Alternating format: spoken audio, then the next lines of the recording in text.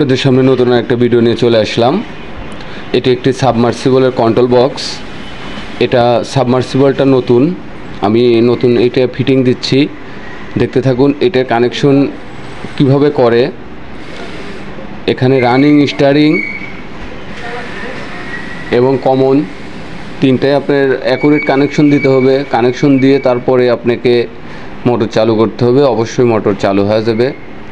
আর দেখতে পাচ্ছেন এখন আমি এই যে তার ঢুকাচ্ছি, তার ঢুকানো হয়ে গেলে আমি এখানে কানেকশন করব।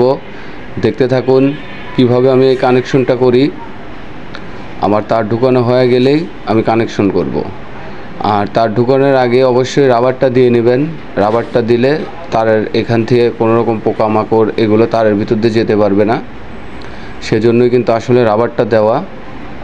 দেখতেই পাচ্ছেন রাবারটা আমি দিয়ে দিলাম। রাবারটা দিয়ে এখন এই যে এটা আমি টাইট দিয়ে দিলেই তাইলে আমার তারটা টাইট থাকবে এবং এখানে কোনো পিঁপড়া, পোকামাকড় কোনো কিছু যেতে পারবে না। দেখতে থাকুন কিভাবে আমি এই কানেকশনটা করি। এই কানেকশনটা করার পরে তারপরে আমি সুইচ দিয়ে দেব। এটা আগে একটা মোটর লাগানো ছিল, ওইটা নষ্ট হওয়ার কারণে ওইটা চেঞ্জ করে একটা নতুন মোটর লাগিয়ে দিলাম সাবমার্সিবল। এটা তারই কন্ট্রোল বক্স। দেখতে থাকুন কিভাবে আমি কন্ট্রোল বক্সটা ওয়্যারিং করি। আমি সব তার ছিলে নিচ্ছি, তার তামাবাই করে নিয়ে তারপরে এগুলো সব কানেকশন করে দেবো, রানিং, স্টার্টিং এবং কমন।